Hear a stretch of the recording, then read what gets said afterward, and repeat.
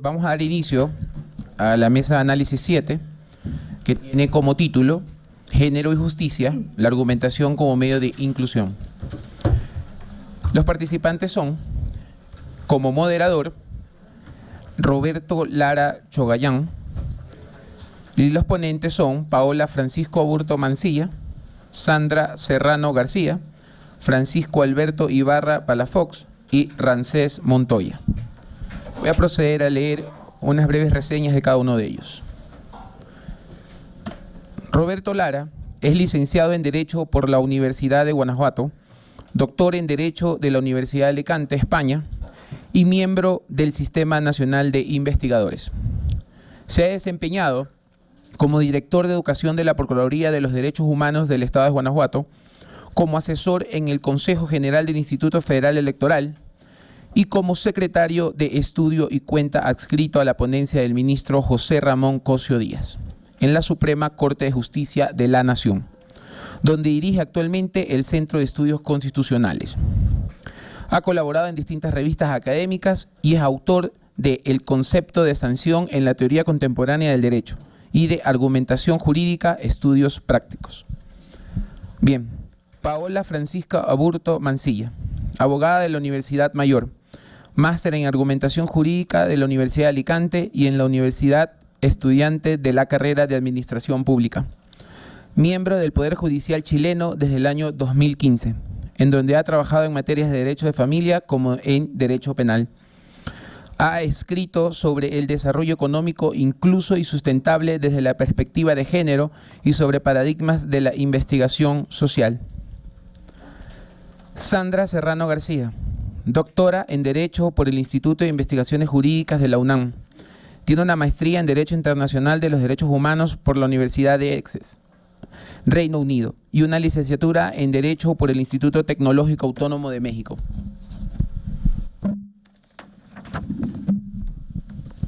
Profesora investigadora de la Facultad Latinoamericana de Ciencias Sociales, sede México. Es directora del Observatorio sobre Desapariciones e Impunidad en México. Ha sido consultora para organismos como la Corte Interamericana de Derechos Humanos y la Comisión Interamericana de Mujeres, la Organización de Estados Americanos y el Instituto de Derechos Humanos de la Barra Internacional de Abogados.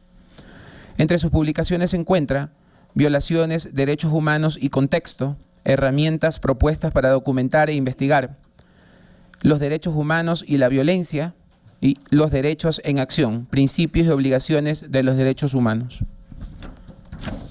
Ramsés Montoya es abogado, tiene la especialidad en Derecho Constitucional y Amparo y la maestría en Derecho por la Universidad Autónoma de Querétaro. Cuenta con la maestría de Argumentación Jurídica en la Universidad de Alicante, España. Asimismo, cuenta con estudios de especialización y posgrado en Derechos Fundamentales por la Universidad Carlos III de Madrid. Es doctor en Derecho por la Universidad Autónoma de Querétaro. Ramsés se desempeña actualmente como secretario del Tribunal Colegiado y recientemente fue designado con la distinción de candidato a investigador nacional dentro del Sistema Nacional de Investigadores de CONACYT para el periodo 2019-2021. Muy bien. Luego de esta breve reseña, damos inicio bajo los parámetros que el moderador les va a explicar a cada uno de los ponentes. Gracias. Muchas gracias. Muy buenos días a todos, a todas. Sean bienvenidos al Instituto de Investigaciones Jurídicas de la UNAM en el marco de esta Red Iberoamericana de Argumentación Jurídica. Agradezco a los organizadores la invitación que me hicieran para estar esta mañana coordinando, moderando esta mesa. El tema que nos ocupa es de suyo, de la máxima relevancia. Es un tema que no podía faltar en un congreso como este. La preocupación por uno de las deudas institucionales más graves que tenemos en la región. Es fundamental, es de alta preocupación para todos y todas las juristas, que es el tema de la desigualdad, que es el tema de este complicado valor y derecho que es la igualdad y el derecho a la no discriminación, concretamente relacionado con el tema de las mujeres. Me pidieron que hiciera un par de preguntas que voy a leer para todos los participantes y para el público asistente, que son sobre las que nuestros disertantes van a hablar, van a discutir por 15 minutos cada uno de ellos. Así es que las preguntas las voy a lanzar de manera conjunta y empezaré otorgándoles el uso de la palabra en el orden siguiente. Primero le daremos la palabra a Paola Francisca Aburto Mancilla, enseguida a Sandra Serrano, después a Ramsés Montoya, ya que el doctor Ibarra Palafox se disculpa por un imponderable que tuvo que atender en estos momentos. Entonces vamos a tener un poquito más de tiempo, sin embargo nos vamos a ceñir a la metodología a los 15 minutos y si se puede daremos una oportunidad para que hagan réplicas entre sí nuestros invitados.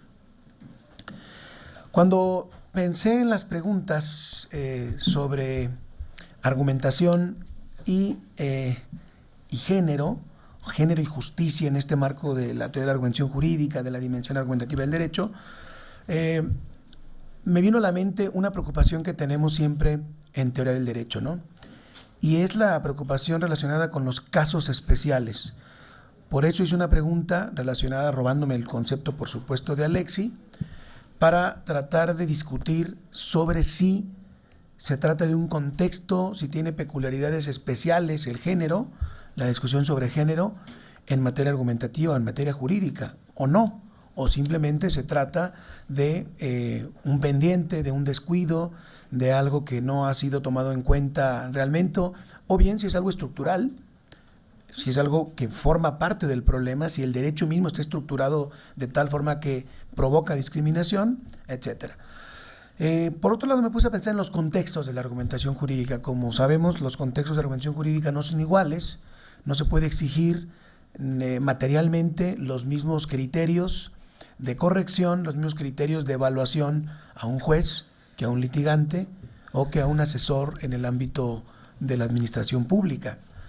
Las exigencias, el código deontológico del juez, dice por ejemplo Manuel Atienza, es de un nivel muy distinto porque depende claramente el derecho de todos los justiciables a ser juzgados con independencia. El juez tiene la máxima exigencia en un Estado de Derecho para decir el derecho, para tratar los problemas con la máxima pulcritud y con la máxima independencia posible.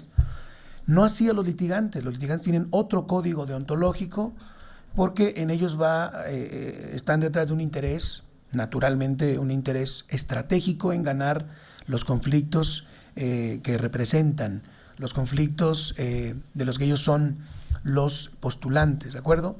Por lo tanto, naturalmente no quiere decir que no haya ética en los abogados, pero es otro enfoque de la ética, es muy distinta la exigencia de unos y otros por el contexto. Y por supuesto los asesores de empresa o los asesores de la administración pública también tienen unas características distintas.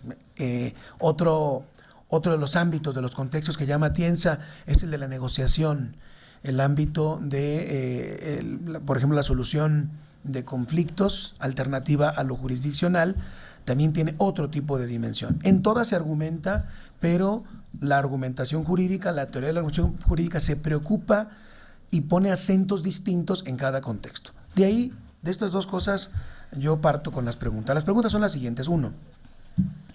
¿La argumentación jurídica con perspectiva de género puede ser considerada como un caso especial de la argumentación jurídica en general?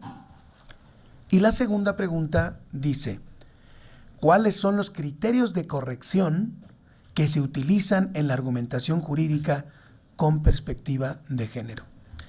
Entonces, por 15 minutos, en primer lugar, como lo señalé, le voy a dar la palabra a Paola Francisca Aburto Mancilla. Paola, 15 minutos. Bueno, muchas gracias. ¿Se oye? ¿Sí? Primero que todo, dar las gracias a la Red Iberoamericana de Argumentación Jurídica por la invitación que me realizaron. Siempre va a ser un honor volver a reunirme con mis hermanos de Alicante. Así que muchas gracias por eso y felicitar 100% a la delegación mexicana por el desarrollo y las gestiones que realizaron en la organización de este seminario y que realmente ha estado magnífico. Mi exposición la voy a dividir de la siguiente manera. Voy a partir hablando sobre un poco de perspectiva de género, para después luego ya introducirme en temas de argumentación jurídica y cerrar con un caso emblemático en materia de género en Chile. Partamos entonces. ¿Qué es la perspectiva de género?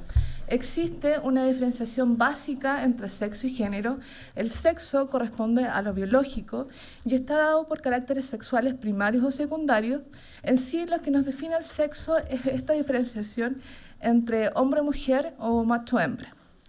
En cambio, el género ya corresponde a un término que une un aspecto psicológico y cultural que no necesariamente guarda relación con el aspecto biológico, sino que a través del género se define la feminidad y la masculinidad de las personas. Las personas aprenden su estatus sexual y los comportamientos acordes a dicho estatus. Estas son las dos posturas que se encuentran enfrentadas en la actualidad, naturaleza versus cultura, y una de las preguntas que se intenta resolver a través de la perspectiva de género es ver si existe relación entre esta diferenciación biológica y esta diferenciación cultural. Pero hemos podido ver que el aspecto biológico no es suficiente por sí mismo para generar un comportamiento, sino que, y aquí siguiendo a Marta Lamas, estas son características que están dadas y creadas a través del género.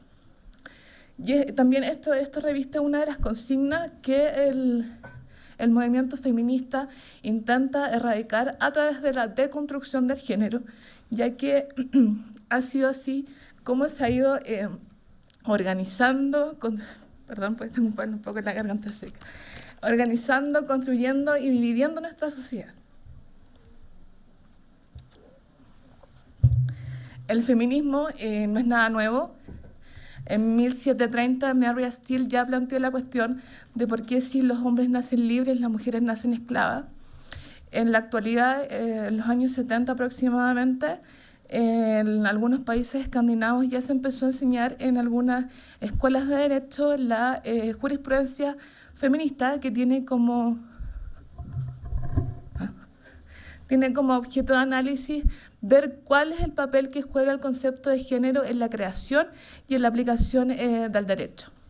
La aplicación del concepto de derecho, o sea, de género en el derecho, nos ha significado transicionar desde leyes de igualdad clásica o formal a leyes ya de igualdad moderna o material.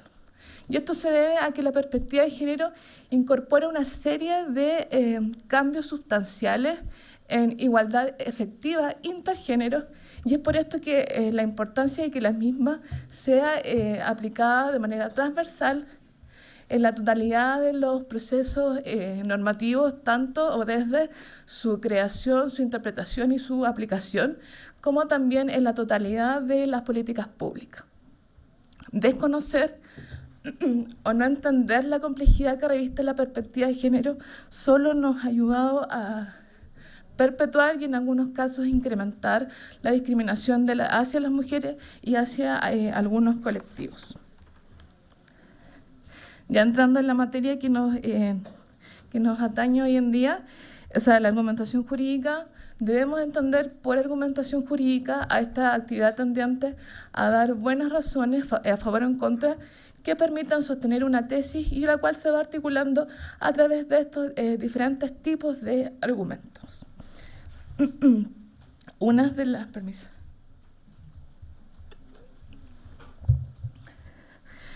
El primer problema que nosotros nos podemos enfrentar al tratar de desentrañar el tema de análisis fue ver qué es esto de caso especial.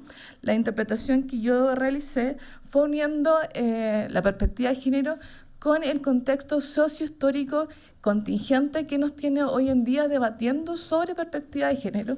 Así que opté por interpretarlo como la argumentación jurídica con perspectiva de género es un caso especial de razonamiento jurídico, moral y crítico.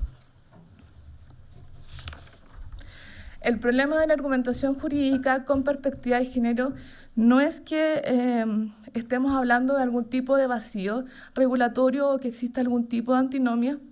El tema está en que existen normas aplicables al caso en concreto, En algunas legislaciones sí son escasas, pero el punto está en cómo debe ser interpretado en el sentido técnico la norma desde el enfoque de género.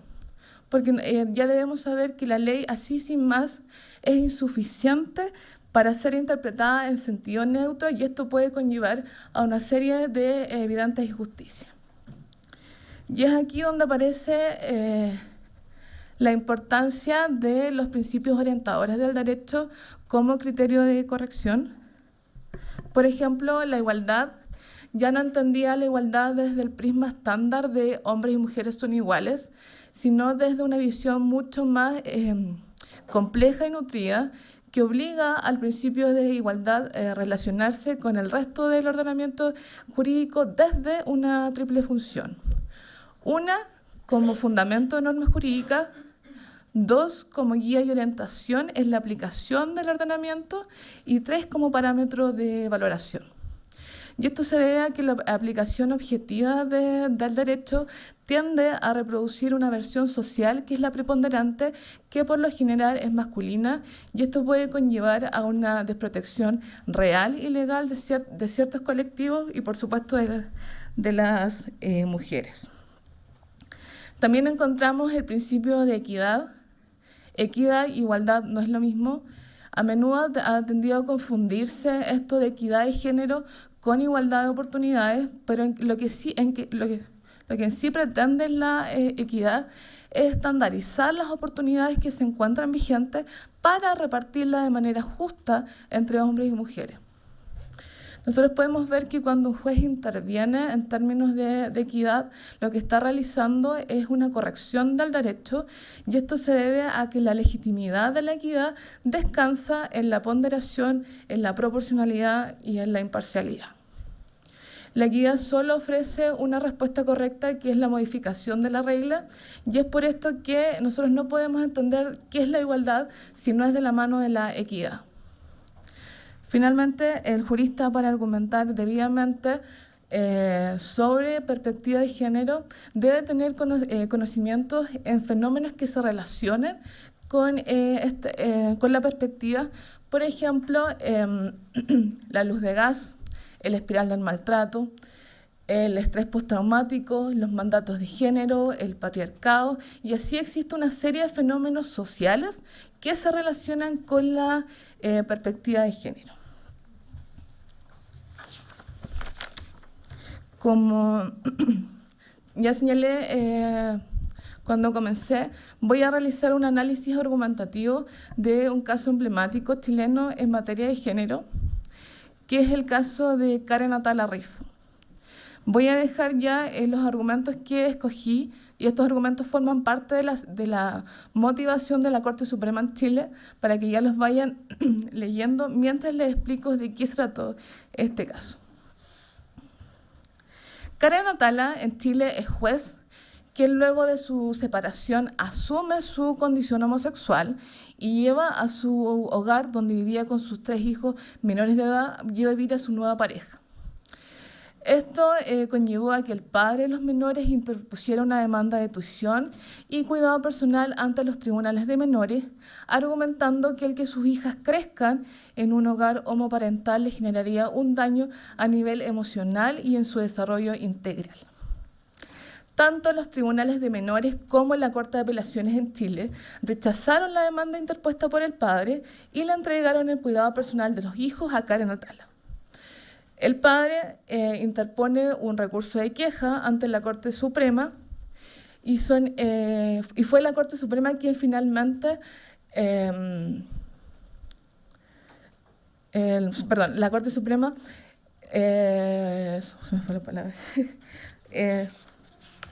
revocó, gracias César, revocó la sentencia de segunda instancia y le otorgó finalmente el cuidado personal de los hijos al padre. ¿Qué dijo la Corte Suprema? Por una parte, señala que Karen Atala ha interpuesto sus intereses propios por sobre los de sus hijas postergando, especialmente al iniciar una convivencia con su pareja homosexual en el mismo lugar donde lleva efecto la crianza y el cuidado de las mismas separadas del padre. Y por otra parte, la Corte Suprema señala que esta situación va a conllevar a las menores López Atala a un estado de vulnerabilidad porque su entorno familiar es excepcional y se diferencia significativamente del que tienen o sus compañeras de colegio, y esto la expondría a una situación de aislamiento y discriminación que igualmente afectará su desarrollo personal.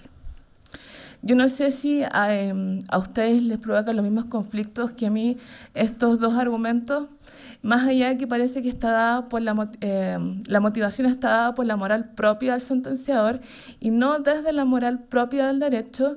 Estos dos argumentos están llenos de estereotipos y de la heteronormatividad que a la fecha sigue imperante en Chile. Analicemos el conflicto. El problema inicial es ver si los jueces de segunda instancia, porque recordemos que esto se vio a través de un recurso de queja, que tiene como objeto ver si la dictación de una decisión, por lo menos en Chile, ver si la dictación de una decisión jurisdiccional se cometió un falta o abuso grave en la aplicación del derecho. Entonces, el problema inicial es ver si los jueces de segunda instancia han cometido o no un falta o abuso grave en la dictación de la sentencia. El enunciado normativo a interpretar en esta oportunidad era el modificado artículo 225 del Código Civil. ¿Qué establecía este código? Establecía por una parte una presunción que señalaba que en el caso de que los padres vivan separados, el cuidado personal le correspondería a la madre, y por otra establecía que por causa de descuido, maltrato o cualquier otra causa calificada, el juez podría entregar el cuidado de los hijos al otro padre.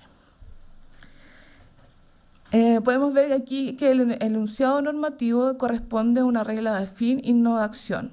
El legislador no le está diciendo a los padres qué deben hacer con sus hijos luego de su separación, sino lo que está haciendo es optimizar el cuidado y la protección de los hijos luego de la separación de los padres. Por lo menos en Chile no existe una definición legal de lo que debe entenderse por causa calificada, pero por lo menos en la manera que estaba redactada, el enunciado podemos presumir que debe tratarse de hechos graves. Pero creo que para calificar una causa como calificada y así limitar un derecho como lo fue la tuición y el cuidado de los hijos en pro del interés superior de los menores, hay que tener en consideración dos puntos. Uno es la idoneidad, que en este caso está dado es idóneo para proteger el interés superior de los niños, limitar el cuidado personal de los menores a la madre, y por otro está la necesariedad, que en este caso estaría dado es necesario para proteger el interés superior de las hijas de Karen Atala, entregar la custodia al padre. Analizados estos dos puntos de idoneidad y necesariedad, y además teniendo en consideración que no exista un método alternativo que sea menos lesivo, solo así superamos el test de proporcionalidad que asegura la racionalidad de una decisión jurídica y a su vez justifica que esta medida sea legítima e imperiosa. ¿Cuál fue la respuesta final de la Corte Suprema?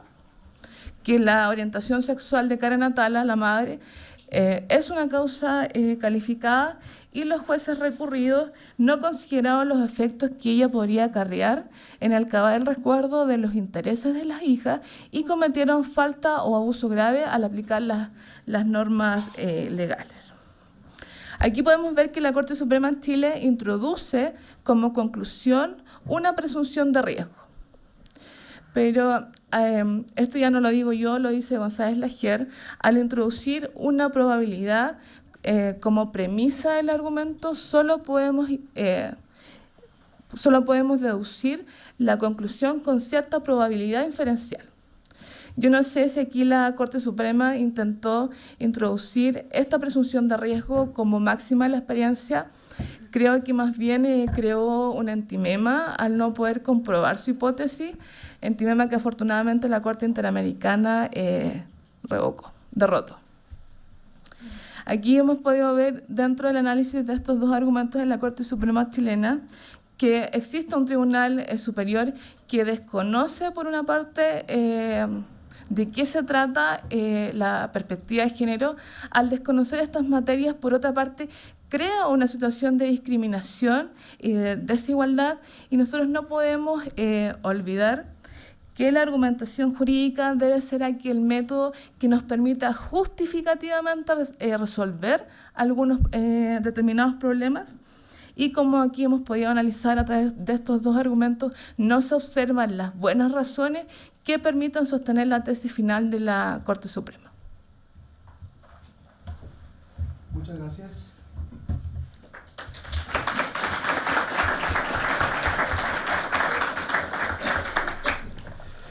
Muy bien, con esta participación inicial tenemos ya una de las posturas de los cuernos, digamos, del dilema, absolutamente en sentido afirmativo. Sí es un caso especial, nos dice Paula, y nos dio sus razones. Vamos a escuchar ahora a mi querida amiga Sandra, colega de otros tiempos y de algunas batallas, y para que nos hable por 15 minutos también sobre estas preguntas que ya tenía.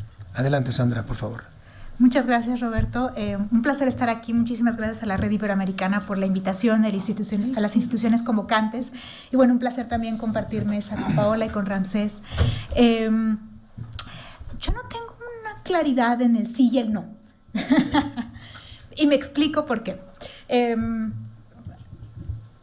Porque me parece que sí, o sea, que uno podría argumentar el decir sí es un caso especial, pero al mismo tiempo lo que me mantiene en una posición de no es que no es que argumentar con perspectiva de género utilice herramientas distintas o nuevas o diferentes a las que utilizaríamos en cualquier otro caso.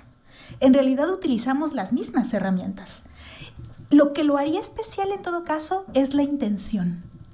Esa es la diferencia. No es una cuestión de estricto derecho, sino la intención que se tiene al argumentar con perspectiva de género.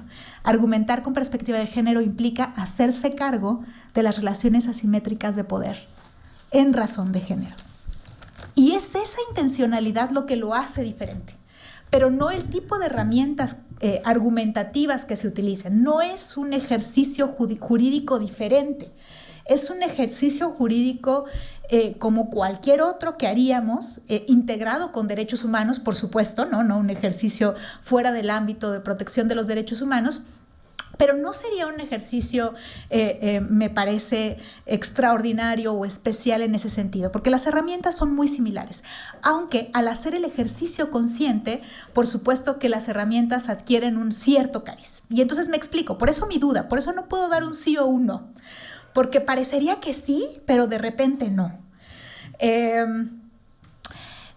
Argumentar con perspectiva de género no implica más que argumentar el derecho a la igualdad, como ya lo decía Paola, ¿no? Es lo único que tenemos que hacer, argumentar el derecho a la igualdad como principio, no en tanto derecho, pero el género no es una categoría jurídica en cuanto tal, no es que sea una herramienta como tal o un proceso en sí mismo. Lo que se hace cuando se argumenta con perspectiva de género es en realidad poner el principio de igualdad en el centro de la discusión. Ahora, no un principio de igualdad en su sentido más tradicional, entendido como similitud y diferencia, como una cuestión relacional, ¿no? Sino el principio de igualdad entendido más al estilo Roberto Saba, de igualdad social, de que tenemos que entender al derecho a la igualdad no en comparación con los otros, sino a la luz de los distintos sectores o grupos que se encuentran en una situación de desventaja. Y asumiendo, ahí sí siguiendo a Ferrajoli, que no necesariamente existe un parámetro, porque la idea de la similitud y diferencia, desde donde solemos pensar la igualdad, lo que establece es un parámetro, y el parámetro es el hombre blanco barbado, heterosexual, cristiano, burgués, europeo, ¿no? Lo que nos diría una idea más contemporánea de la igualdad, no es cierto, ese parámetro no es tan real, no existe. Y pensar que el derecho lo que trata de hacer es igualarnos a todos nosotros, que no sé si hay aquí algún propietario de los medios de producción, porque si no todos estamos en desigualdad, ¿no? Hombres y mujeres, salvo que haya aquí algún propietario de los medios de producción. Entonces, cuando el derecho trata de igualarnos a ese parámetro, en realidad se equivoca, porque todos pertenecemos a grupos o sectores muy diversos. Y entonces lo que el derecho tiene que tratar de hacer es lograr aplicarse, aterrizarse para poder satisfacer el efecto, para darle efecto útil a cada derecho y que cada grupo o sector social efectivamente viva los derechos. Entonces es recuperar el principio más básico del derecho romano, ¿no? El effet util. Hay que recuperar ese efecto útil para poder interpretar el principio de igualdad. A ver, entonces, ahora, una vez que sabemos que argumentar con perspectiva de género no es más que argumentar el principio de igualdad y leer así todo el caso, sí hay momentos claves, o sea, sí esto implica un ejercicio específico, porque lo que intentamos entonces es respondernos la pregunta, lo que sucede en razón de género, es decir, a alguien le sucede algo por su pertenencia a un grupo históricamente desaventajado, en este caso estamos hablando de género, pero bien podríamos estar hablando de cualquier otro grupo. Y eso es otra de las cuestiones por las que considero que tampoco es necesariamente un caso especial, porque los mismos procedimientos podríamos estarlos utilizando para hablar de personas con discapacidad, para hablar de niños, niñas y adolescentes, o sea, no estamos en realidad haciendo algo solamente para género. La estructura argumentativa sirve para cualquier otro grupo. Porque la pregunta es esa. Lo que sucede en razón de género o lo que sucede por la pertenencia de alguien a un sector en discriminación histórica. Entonces, ahí está esta intencionalidad fuerte. Y lo primero que se nos cruza es eliminar estereotipos. Y eliminar estereotipos es, digamos, la tarea relativamente más sencilla, porque ahí recurrimos normalmente a nuestro test de escrutinio clásico, ¿no? Ahí volvemos a la similitud y diferencia. Pero tenemos que estar conscientes de que los estereotipos existen, no solamente por parte de las autoridades judiciales, sino también de las personas que litigan los casos, ¿no?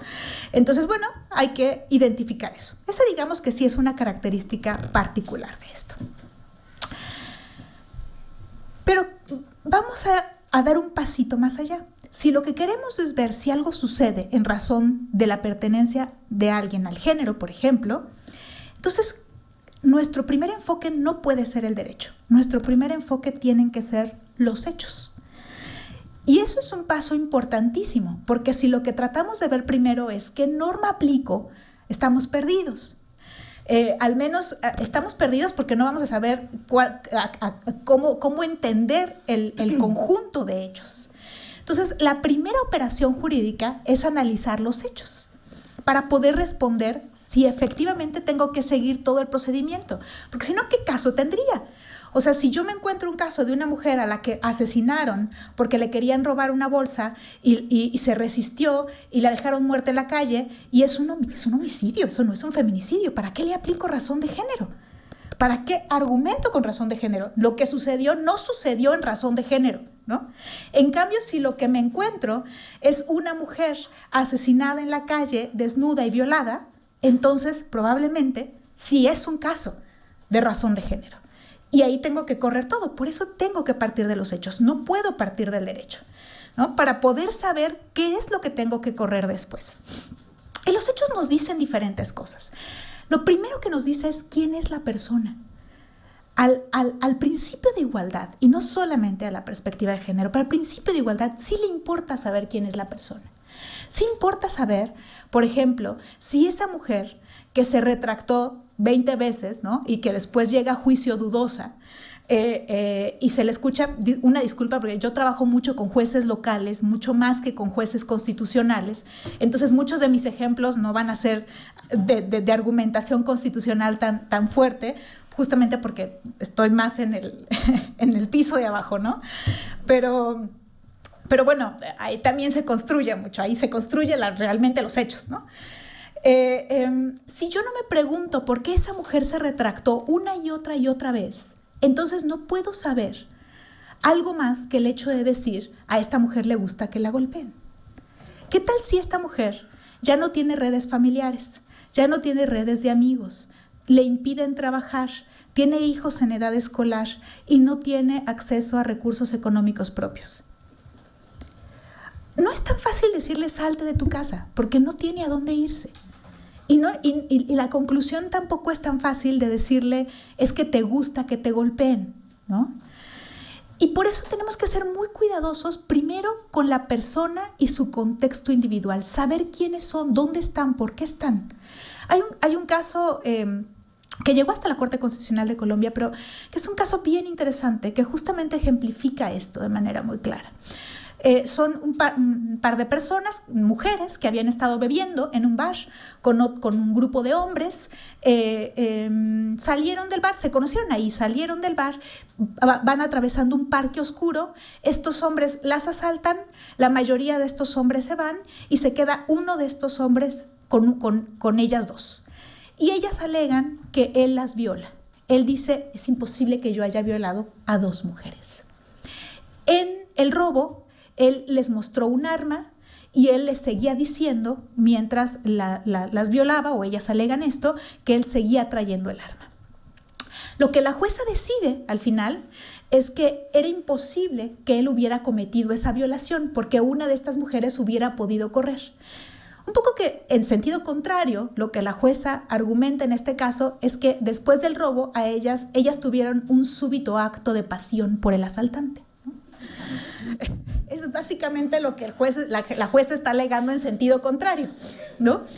Porque el estado de temor en el que queda alguien después de sufrir un asalto en un parque oscuro, cuando alguien sí te mostró un arma y después te dice que la sigue teniendo, aunque efectivamente no la sigues viendo, ese contexto específico es el que se debe tomar en cuenta.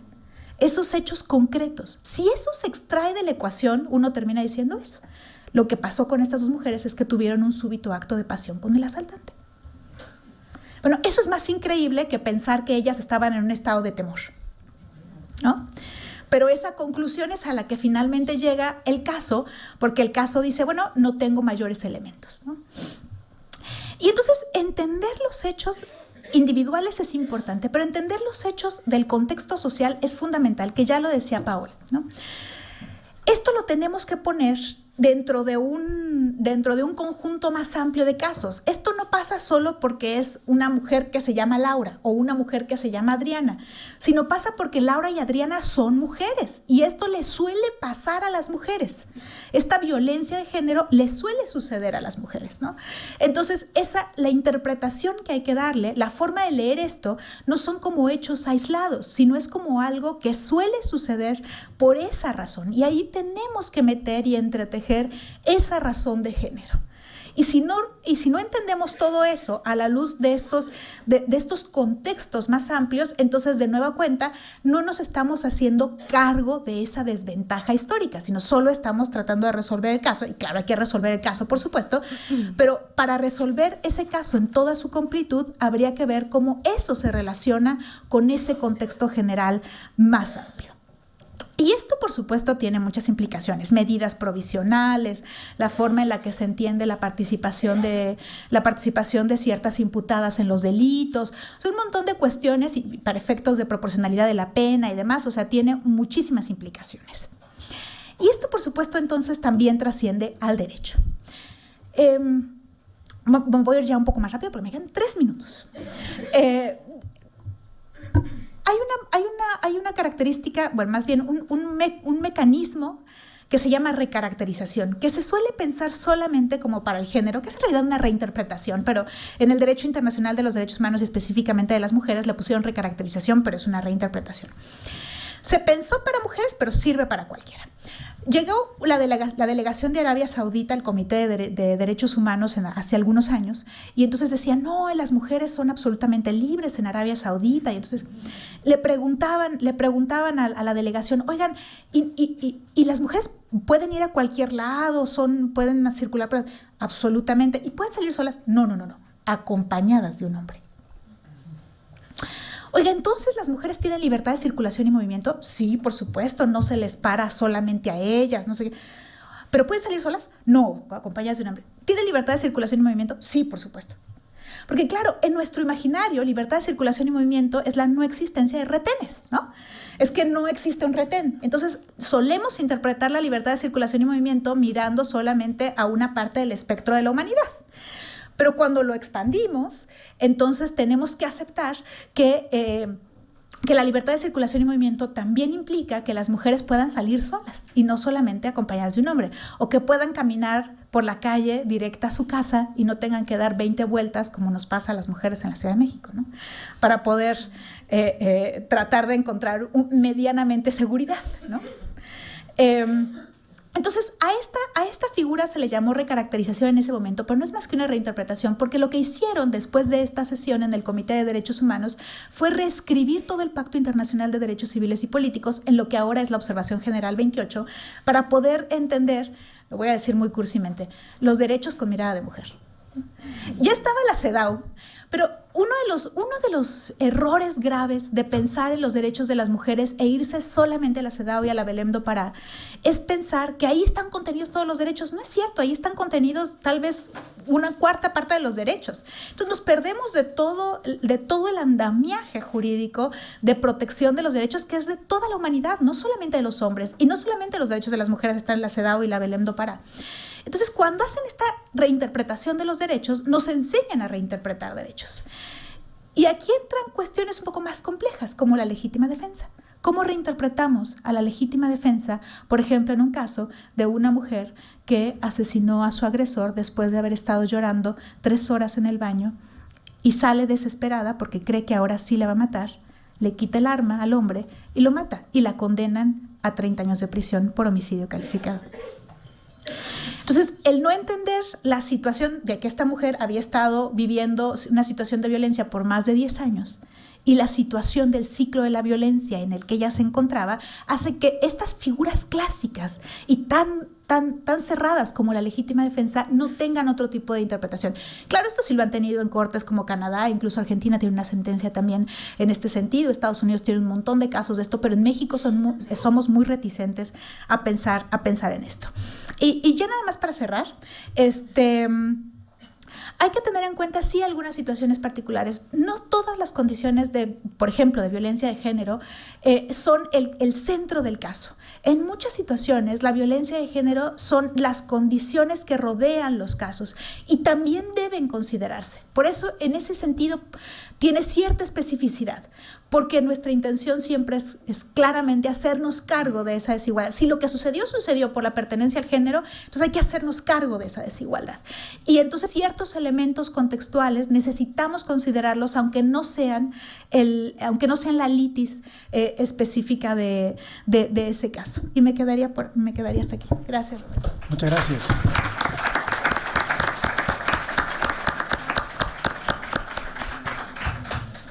Bueno, como pudimos escuchar todos y todas, tenemos más instrumentos todavía de discusión en la mesa, muy interesantes por parte de Sandra, complementarios, diría yo, con otras perspectivas, no necesariamente contradictorias de lo que dijo Paola. Y me parece que había que llamar la atención, antes de darle la palabra a Ramsés, en 2 cosas. Es decir, aquí las preguntas se empiezan a unir, porque cuando hablamos de criterios de corrección en la segunda pregunta, estamos pensando en ¿cuándo evaluamos una buena argumentación? ¿A partir de qué? ¿De qué criterios? Y según lo que nos dice Sandra, pues alguien que no adopte la perspectiva de género cuando había que hacerlo, cuando debía hacerlo, cuando tenía un deber, digamos, metodológico de hacerlo, y no lo hace, el resultado es una mala argumentación. ¿Me explico? Y alguien puede decir, no, yo apliqué el modus ponens, apliqué la deducción, apliqué las reglas, sí, pero te faltó ver con perspectiva de género los hechos. Y esto nos lleva al tema de calificación normativa, por ejemplo, que dice McCormick, es un problema de calificación, no es un problema de la premisa normativa, sino de la premisa fáctica, ¿no? Cómo calificamos esos hechos con otra perspectiva cultural, etcétera. Y eso nos permite dudar otra vez si el caso entonces es especial, porque si pasamos el test de Sandra, es un caso con el contexto que merece ser visto así. Si eso nos brinca la primera pregunta, ¿no? Si entonces estamos en un caso especial o no. Muy bien, le voy a dar la palabra a Ramsés también por 15 minutos. Por favor, Ramsés, adelante. Sí, muchas gracias. Bueno, yo pensé que la mesa iba a ser más pacífica y todos estaríamos de acuerdo en que sí es un caso especial. Es bueno que no, que haya dudas. Yo creo que sí es un caso especial. Necesariamente se ocupa de problemas a través de la razón práctica y bueno, la pretensión de corrección no es otra más que un mandato de igualdad sustantiva y estructural. Entonces, yo estaría como en desacuerdo en algunas cosas que dices porque no razonar diferente, yo creo que sí, y que quizá no razonar con modelos que nos inventemos, ya están ahí, pero creo que sí tenemos que razonar distinto, porque si no, entonces están ocurriendo cosas voy a aprovechar yo un texto para dar respuesta implícita a las preguntas, un texto sobre feminicidio y que estamos viendo que el feminicidio en México queda impune y tenemos ya el caso Campo Algodonero desde hace mucho tiempo y siguen las cosas igual. Entonces yo creo que sí depende muchísimo. Este efecto útil depende de quién interprete. Y para interpretar, digamos, sí tiene que utilizar modos distintos de razonar. Pero bueno, entonces trataré de responder con eso. Pongo así rapidísimo como un caso que sucedió hace poco aquí en Ciudad de México. Una chica, bueno, en los alrededores, una chica de 19 años desaparece. La reportan, en fin. Después de unos días la encuentran estrangulada, al parecer violada, en un motel. Se logran por ahí obtener filmaciones. Ahí había contratado, después de salir de una cena, algo así, había contratado un vehículo, estos de teléfonos inteligentes y tal, y en fin, resulta que esa cámara logra captar que antes de bajar se detiene el conductor y voltea, algo pasa, ella viene detrás, en fin, no, se supone que no la deja bajar, el conductor se echa de reversa y se va, ¿no? Y ya pasa lo demás. Y entonces, dos frases que me impactaron en las redes sociales, que ustedes saben que generalmente son como medios de desinformación a veces. Y dice lo siguiente, ¿no? No la mataron simplemente por ser mujer, se emborrachó, a los papás no les importó, dormían tranquilos, se detuvo a que la manosearan. Luego otro dice, esa muchacha, está mal decirlo, pero ella se lo buscó, imagínense. O sea, la forma en que estamos razonando. Entonces, creo que claro que hay que utilizar distintas formas de pensar. Entonces, bueno, voy rapidísimo. Yo creo que con estas palabras nos queda marcadísimo, ¿no? Una reacción de rabia, temor, horror colectivo. Y entonces, ¿qué se puede hacer? Yo desde la judicatura pienso que hay herramientas que no se han ocupado, que no se han aprovechado y que tendríamos que empezar a utilizarlas para razonar este tipo de temas. Y entonces me encuentro digamos, en este texto con un planteamiento que a muchos les dará picazón, y es que digo que para razonar temas de feminicidio es necesario partir de sesgos cognitivos, es necesario partir de estereotipos. Y entonces trataré de explicar por qué. Generalmente el estudio de la ciencia, la legitimación, digamos, de algo como científico, se ha fincado en que responde a pautas universales como la certeza, la objetividad, la neutralidad, etc. Y así ha sucedido muchísimo tiempo y tendrá su justificación quizá desde la Grecia antigua, de esta intención de separarse, ¿no? de la teología, de la justificación de la verdad a través de la teología. Y entonces, bueno, ha habido por los humanos una constante admiración de la verdad como certeza. Pero en la actualidad, digamos, afortunadamente el clima epistemológico cambia y entonces ya no la certeza necesariamente es el fin último de la ciencia. Y entonces tenemos, por ejemplo, a Popper, ¿no? Que decía que a la ciencia no hay que pedir certidumbre definitiva, sino que hay que pedir si una hipótesis es probablemente verdadera, es decir, si tiene un grado de averiguable. Y entonces aquí empezamos a trabajar con temas de probabilidad, ¿no? Y entonces en 2002 llegan un par de estudiosos, Kahneman y Tversky, que se ocupan precisamente de estudiar esto de los sesgos cognitivos. Y a grandes rasgos lo que ellos querían establecer era si si los sesgos cognitivos tienen alguna implicación en la toma de decisiones de las personas y cómo optimizar esos sesgos para llegar a una buena decisión. Bueno, y entonces teniendo, digamos, todo este marco, siendo un resumen muy apretado, pero teniendo todo este marco, podemos decir que en los sesgos podemos encontrar sí herramientas óptimas para trabajar. De hecho, todos, generalmente, los juristas trabajamos con sesgos, necesariamente. Ahora, claro, los sesgos implican que tenemos una información limitada. Generalmente tenemos una información limitada. Y entonces muchos los han tratado de desacreditar por esto. Pero pienso que utilizar sesgos implica necesariamente asumir un riesgo. ¿Por qué? Porque quien decide no sabe qué aconteció.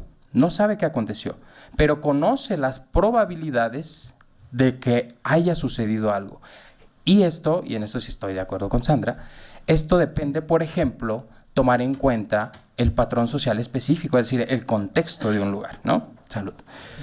Ahora, muchos dirían, bueno, ¿a dónde vas con todo esto? ¿Qué es el razonamiento que se plantea?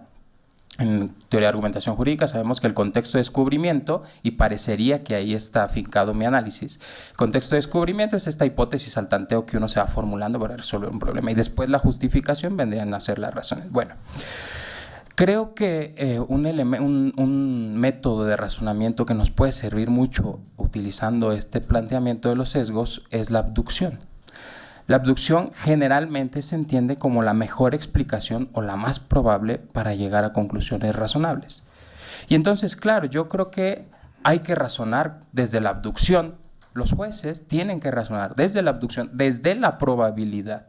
Porque si no, y he sido testigo de esto, hay casos que se consignan por Ministerio Público de feminicidio y reclasifica el juez a homicidio, porque no había razones de género. Una mujer que fue encajuelada, ¿no?, que fue también violentada y que después aparece su cuerpo y él dice, no, eso para mí es una reclasificación a homicidio, porque yo no veo razones de género. Primero habrá que entiende el juez por razones de género. Entonces, bueno, lo que yo digo es, sí es necesario razonar distinto, sí es necesario razonar distinto. Y por supuesto, para razonar distinto hay que tener en cuenta los contextos, ¿no? Es decir, tenemos que tener en cuenta, los que se dediquen en el tema de los tribunales, la geografía, la antropología, las estructuras de las relaciones sociales vigentes en el lugar donde ocurrieron los hechos. De hecho, el juez tendría que utilizar información estadística, ¿no?, para conocer la situación del lugar donde aconteció aparentemente ese delito. Y entonces, bueno, muchos criticarán y dirán, bueno, es que lo que tú estás planteando precisamente es trabajar con probabilidades sin llegar a certezas. Y estás además utilizando el planteamiento de los sesgos, o de los estereotipos, cuando la perspectiva de género, una de sus primeras líneas de combate es precisamente desarraigar los estereotipos. Y yo digo, y ahí podría decirse incluso que se podría haber vulnerado el principio de presunción de inocencia, ¿no?, trabajando de ese tipo de razones. Y diría, bueno, creo que ahí habría una falacia de falsa oposición, de las más comunes que de hecho rescatabas Ferreira en este libro bonito de La lógica viva. Y bueno, entonces creo que no necesariamente. Es decir, si uno toma en cuenta el contexto, lo tiene que tomar en cuenta desde el estereotipo. Claro, tiene que saber que ahí en ese lugar probablemente, ¿no?, según los hechos, claro, y teniendo pruebas, etcétera, esa persona que se condujo de esa manera, si está inserta en un contexto misógino, pues probablemente su conducta responde a ese contexto. Me resultaría difícil y complicado pensar que conozca un contexto distinto si no ocurre este elemento geográfico y antropológico. Y bueno, también decir frente al tema de la presunción de inocencia, pues tampoco es problemático, porque la prueba en materia penal más destacada y eficaz es la de indicios, ¿no? Entonces los indicios es la conexión de probabilidades, etc. Entonces creo que tampoco habría por ahí ningún problema. Y bueno, y última cosa que me gustaría rescatar también es los sesgos o estos estereotipos los utilizamos para una finalidad, es decir, conocer el contexto y razonar así. Y eventualmente, claro, las pruebas que se alleguen, analizarlas con ese enfoque crítico, ¿no? Y entonces esto tendría una vocación transformadora, es decir, relatar y conocer desde los estereotipos para irlos transformando. Pero si no utilizamos este tipo de razonamiento, es decir, utilizando o pensándolo como caso especial, me parece que difícilmente la norma que tipifique el feminicidio, pues tendrá algún grado de eficacia. Podría darles datos alarmantes, ¿no? Del último registro que tiene el Observatorio Nacional sobre Feminicidios, pero lo cierto es que tenemos un muy baja cantidad, primero, de autos de vinculación o de formal prisión previstos sobre feminicidio y eventualmente sentencias condenatorias mucho menos, ¿no? Hay un caso, de hecho, el de Mariana Lima, que es de la Corte, que justamente trabaja con la abducción, es decir, y retoma todos los argumentos del campo algodonero, donde también trabajan con abducción y trabajan con estos sesgos. Entonces, bueno, ¿todavía tengo tiempo? ¿Sí? ¿Voy bien? Bien. Entonces, bueno, creo que sí, podríamos coincidir en varias cosas, y tampoco armar un falso debate, ¿no? Quizás son complementarias las visiones, pero sí creo que tenemos que razonar distinto. Y entonces, si me permiten leer lo final. De aceptar esta forma de razonar se podrían generar 3 efectos. El primero es que de esta forma se evita la comodidad del silencio para expresar las muertes que calladamente se han quedado sin justicia.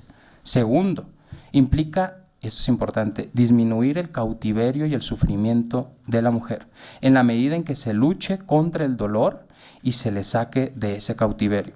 Solo poniendo el dedo en la llaga, al mencionar y hacer visibles los estereotipos, es posible que la historicidad de la mujer se extrapole hacia espacios de libertad. El tercer efecto, bueno, ya había adelantado un poco, tiene una vocación transformadora, pues la intención es modificar los patrones socioculturales de conductas de hombres y mujeres con mira a alcanzar la eliminación de los prejuicios. Y pensando como en un cierre, me encontré por casualidad, ayer que también le daba vueltas a la ponencia, con este bonito grabado de Goya, uno de los, es el número 43 de los varios que tiene de Caprichos, y es el grabado de El sueño de la razón produce monstruos, ¿no? Digamos que este grabado se ha interpretado, se ha entendido, que precisamente perseguir como un sueño a la razón en el sentido de certeza, pues construye monstruos.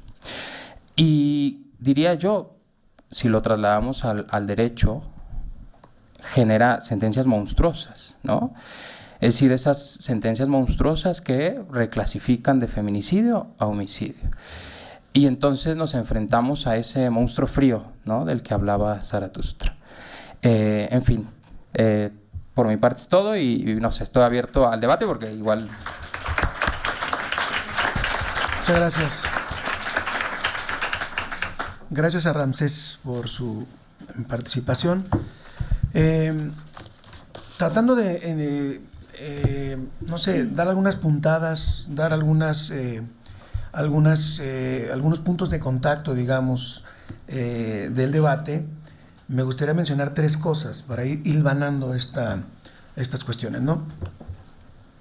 Claro, todas las preguntas, cuando las analizamos desde la perspectiva filosófica, deben empezar, dirían los expertos, por un ¿de qué estamos hablando?, ¿no? Sí, cuando decimos caso especial con respecto a qué. ¿Me explico? Porque así puede haber efectivamente un falso debate cuando alguien responde especial respecto a A y alguien dice no, esto es especial respecto a B. A lo mejor no hay desacuerdo, pero es que están hablando de cosas distintas. Se me ocurre simplemente trazar 3 cosas. Yo no preparé ponencia, naturalmente, yo vengo nada más a moderar y aquí estoy más o menos recogiendo lo que escucho. Y se me ocurren 3 cosas. 1, si hablamos de especial con respecto a las herramientas argumentativas, eso sería un primer problema, ¿no? Hay algo distinto en la argumentación que no es de género con relación a la argumentación que es de género en cuanto a herramientas, en cuanto a técnicas, en cuanto a utilizar la inducción, la deducción, la abducción, el argumento finalista, la ponderación, etcétera. Uno diría difícilmente vamos a encontrar en otro saco de herramientas, y en eso estoy de acuerdo yo, o podríamos creo que estar varios de acuerdo con Sandra, que en cuanto a herramientas no podemos predicar especialidad. Pero si hablamos de fines, si los fines que persigue un tipo de argumentación y otra son distintos, es decir, el fin que persigue un buen argumento para resolver un tema de pagarés y de embargos de bienes es el mismo fin que persigue un tema de feminicidio. Uno diría, parece que no, porque en el pagaré, como bien decía Ramsés, voy a utilizar sus propios argumentos, pues lo que requiere es la certeza, simplemente si firmó el pagaré, si se obligó y si esto provocó el juicio ejecutivo mercantil y proceder con el embargo. Y ya está, ¿no? Sabemos que está desincorporado de la obligación misma, que la obligación consiste en la propia firma del documento, ya está. Entonces, a lo mejor en los fines podemos hablar de diferencias. Y en tercer lugar, los ámbitos, el tipo de caso, el tipo de ámbito en el que se argumenta, si esto nos puede dar algún tipo de viso de diferencia. Y medio para tratar de resolverlo, se me ocurrió traer aquella tesis de Bobbio, donde él distingue entre lo estructural y lo funcional. Y quiero lanzarles simplemente como idea esta distinción. Posiblemente desde el punto de vista estructural, a la Bobbio, no hay caso especial. Pero desde el punto de vista funcional, es decir, a dónde está orientada un tipo de argumentación y otra, u otras, entonces podríamos encontrar diferencias importantes. Y Bobbio siempre decía eso, es que una cosa es la estructura y otra cosa es la función. Parece que la función de la argumentación en materia de género es otra función que la de argumentación en no materia de género. Con una cuestión, posiblemente se nos descose el saco cuando, y aquí es otra pregunta, un nuevo problema, un subproblema. Dice Sandra, muy interesante, oye, también están migrantes, también están afrodescendientes, también están menores, también están adultos mayores, personas en situación de calle, es decir, grupos desaventajados. Y Sandra los engloba en el tema de igualdad, lo cual me parece muy, muy bien. Todos los temas de igualdad, yo me sigo preguntando, aún dentro, y ustedes que son expertos, yo no, aún dentro de ese conflicto, de ese ámbito de la conflictividad relacionado con el principio de igualdad, ¿habría especialidad en el tema de las mujeres, en el tema de género, pues? El tema de género, ¿habría una subespecialidad con relación a migrantes, etcétera? Porque ahí, por lo que he escuchado y poco que he leído, pueden traslaparse vulnerabilidades, ¿no? Como decían las zapatistas, yo me acuerdo aquel discurso del zapatismo, ser mujer indígena, ¿no? Mujer sola en el metro indígena. No es lo mismo que ser mujer, nada más, a secas, sino mujer indígena pobre, mujer indígena en una situación de vulnerabilidad todavía más profunda. Por lo tanto, simplemente lo pongo como si puede esto darnos algún tipo de pauta. Si ustedes me permiten, como me encargaron el changarro, entonces yo voy a ejercer de autoridad, y cuando uno ejerce de autoridad pues tiene ciertos privilegios.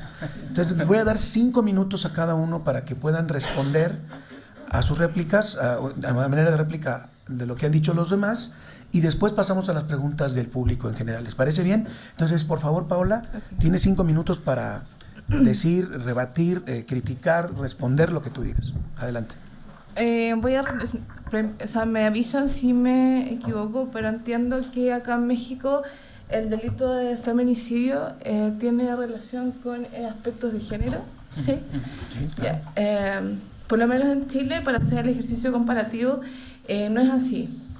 En Chile, dentro de la clasificación del delito de homicidio, como esta acción sencillamente de que uno mata a otro, encontramos el delito de femicidio, pero ya va hacia un aspecto de relación de familia, de que la víctima sea cónyuge, sea conviviente civil o ya tenga alguna relación de familiaridad con en este caso con el homicida. No va hacia los aspectos de género. No sé si también entendí mal lo que dijo Sandra, pero ella señaló que los estereotipos es algo sencillo de derribar.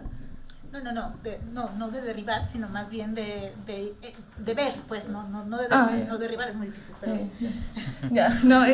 era claro el punto de contrariedad era respecto a eso, porque lo había entendido como que era algo sencillo, cuando en realidad derribar un estereotipo hemos llevado a lo largo de nuestra historia tratando de derribar los estereotipos que han sido creados por nuestra sociedad, y estamos en pleno año 2018 y muchos de ellos que ya llevan siglos siguen vigentes. Comparto mucho en lo planteado por Ramses. Efectivamente, se necesita un razonamiento especial cuando estamos hablando en materia de género, y también debe ser analizado, como señaló Sandra, respecto a los hechos externos que revisten los delitos de violencia de género o cualquier otra materia que esté relacionado respecto a esta discriminación hacia las mujeres. Ya que nos quedamos sin autoridad, ya que somos ácratas. A ver, sí, creo que es un falso debate en principio, Ramses. Yo coincido contigo, o sea, yo puedo ceder fácil que es una forma de especial. No, esa no es mi preocupación, la puedo ceder muy fácil. Pero, digamos, me gustó la clasificación que nos hizo Roberto. Respecto de los fines, por ejemplo. Yo pensaría, como bien dices, Ramses, que efectivamente tenemos sesgos todo el tiempo. Y el punto es que siempre tenemos que asumir nuestros sesgos, no solamente respecto del género o respecto de los grupos en situación de subordinación histórica, sino también, por ejemplo, en cómo entendemos la democracia y cómo entendemos las funciones de los tres poderes y cómo eso impacta la adjudicación de los derechos sociales, por ejemplo, ¿no? O sea, a lo mejor explícitamente decimos, explícitamente no parafraseamos cómo entendemos la democracia, así como más procedimental representativa o más sustancial representativa o participativa incluso. Ahí viene la autoridad a toda velocidad.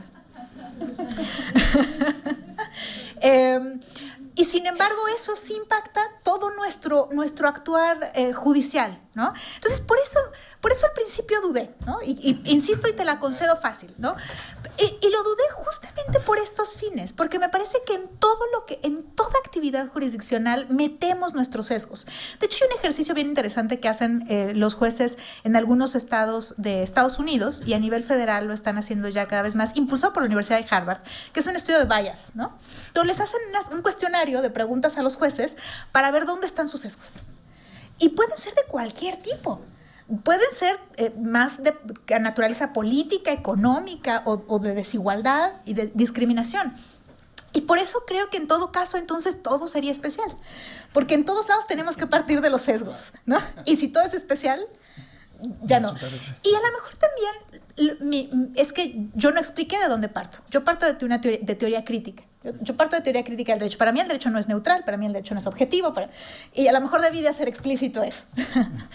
Y lo otro es en esto de, asumiendo esto de los sesgos y que todos tenemos sesgos, eso implica que, y esto es la parte más difícil, que debemos de meter y de hacernos conscientes de esto en todo tipo de casos, no solamente en los que explícitamente son de género, como el feminicidio, la violencia. Por ejemplo, en el embargo. Hay una contradicción de tesis de la Corte que seguramente tú ubicas más, que es de embargos bancarios, ¿no? De hace ya algunos años, que alguna vez cuando yo estaba revisando sentencias me la mandaron de la Corte misma, la unidad de género de la Corte. Revisa esto, y yo la revisaba y decía, ¿dónde está el género acá? Pues esto no era más que una serie de... La contradicción era que unos tribunales colegiados decían que se podía embargar los bienes a las viudas porque los esposos habían firmado los pagarés o habían firmado los contratos hipotecarios, y entonces ellas se habían quedado viudas y les habían embargado las casas a ellas.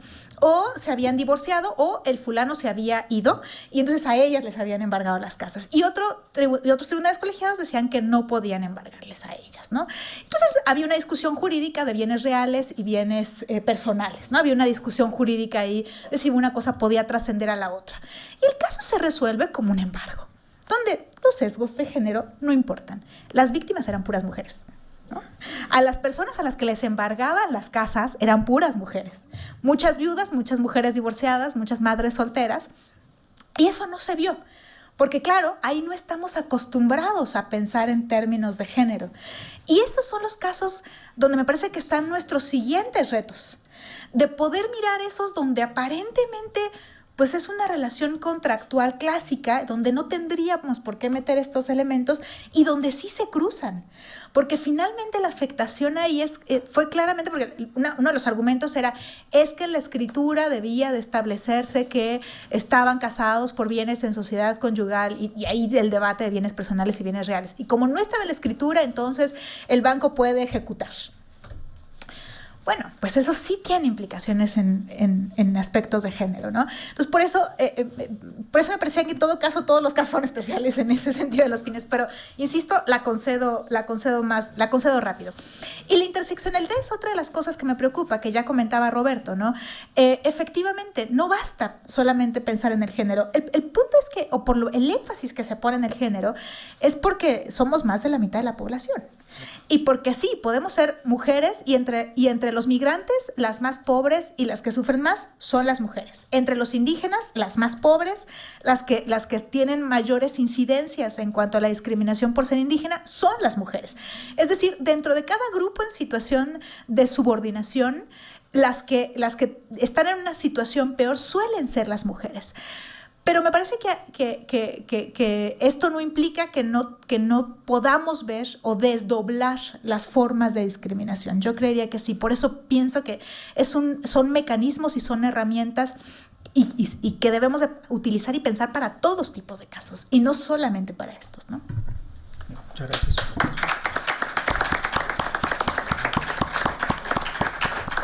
Bien, bueno, creo que ya la mesa se hizo más pacífica y...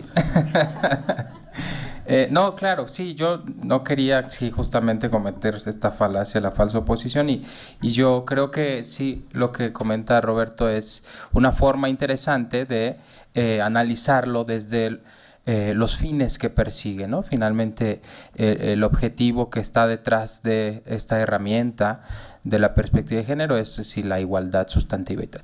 Entonces, bueno, creo que ahí ya tampoco valdría mucho profundizar, pero a modo nada más de continuar con esto de la interseccionalidad, que es realmente un tema y que quizá después se diga que sea una perspectiva interseccionalidad, no lo sé. Pero, y lo comento porque hace poco escuché al presidente de la Corte Interamericana, el juez Ferrer, precisamente hablando de esta herramienta, ¿no? Que se utiliza o se ha generado a través de los análisis de pobreza, ¿no? Y precisamente que según cada escala de vulnerabilidad, ¿no? Puede uno ser más vulnerable, ¿no? Mujer, negra, pobre, con problemas de salud, anciana, y en fin, ¿no? Le seguimos. Entonces, claro, esa interseccionalidad necesita utilizar, digamos, parámetros de análisis distintos. Entonces, bueno, creo que a final de cuentas estamos de acuerdo en mucho, y quizá el mensaje que a mí me gustaría sentar acá es precisamente que sí, los jueces, todos, en fin, utilizamos sesgos, pero lo que decía ya Sandra, ¿no? Hacernos conscientes de nuestros sesgos y después ser críticos con esos propios sesgos. De lo contrario, pues la vocación transformadora justo se queda en repetir el estereotipo, ¿no? Gracias. Empezamos con la sección de preguntas y respuestas. Tenemos ya la primera por aquí. Nos dice, por favor, su nombre. Ya sé que a lo mejor llevan 3 días de congreso, pero yo no los conozco. Entonces, que digan su nombre rápido y a quién le dirigen la pregunta, por favor. Bueno, mi nombre es César Carvajal. En realidad voy a dar una opinión. Espero que no me corten por esa razón. Me parece, Roberto, que tu pregunta fue un poquito especiosa o tal vez algo tramposa como para abrir una discusión y estuvo interesante. Lo del caso especial a mí me parece muy raro y Ramsés lo que hizo fue argumentar si era un caso especial de la razón práctica general y en consecuencia se fue al caso especial y Alexiano terminó con el cuento. Pero tu pregunta era si era un caso especial de la argumentación jurídica y esa pregunta era diferente. ¿La argumentación jurídica sirve para esto o no sirve? Y yo creo que sí sirve. Me parece muy difícil calificarla como un caso especial si todas nosotras y todos nosotros creemos que la argumentación es una forma de encontrar, articular, fundamentar y compartir buenas razones. Si eso creemos sobre la argumentación, tal vez con excepción de Sandra, que es crítica, entonces tendríamos un problema en separarnos y decir que es un caso especial. Nos iríamos un poco de algo en lo que confiamos mucho para construir, entre otros lados, desde el escenario judicial. También imagino por ahí un personaje hipotético, un español sin barba de más de 60 años, profesor, que ha trabajado incansablemente por entender la razonabilidad en el derecho, que se preguntaría, ¿acaso acá no hay contexto de descubrimiento y contexto de justificación? ¿Acaso no hay acá dimensiones formal, material, pragmática de la argumentación? ¿Acaso no hay, lo que dijo Ramsés, una pretensión de corrección? De modo que me parecería muy complicado, desde mi punto de vista más bien judicial, apartarme de esa forma de pensar. En cuanto, me parece más bien que todo lo que ustedes dijeron, y ahí propuso Roberto que se articulaba con la segunda pregunta, encaja muy bien para entender desde la argumentación cosas adicionales. Así Paola y Sandra se fueron por la búsqueda de razones materiales, y esto es supremamente importante, y la razón material central que está detrás de esto, pues es la igualdad material. Aparte de eso hubo otras, por ejemplo la ausencia de representación, no hay casi juezas mujeres, la dificultad para llegar a lugares de poder, son todos problemas que pueden ser, digamos, beneficiados con lo que ustedes dijeron, el derribo de estereotipos, de modo que lo que yo siento es que ustedes le dan mucha fuerza a la dimensión material de la argumentación jurídica, porque dicen dónde el juez o dónde el operador jurídico podría buscar, debería entender buenas razones. Con Sandra muy de acuerdo, otros grupos discriminados, yo pienso mucho en indígenas, ahí sigue funcionando la argumentación jurídica, pero valen mucho, por ejemplo, pruebas como el dictamen pericial, la propia conversación con el pueblo indígena, la comprensión de patrones históricos de discriminación, y ahí me parece pues que es brillante todo lo que tú propones.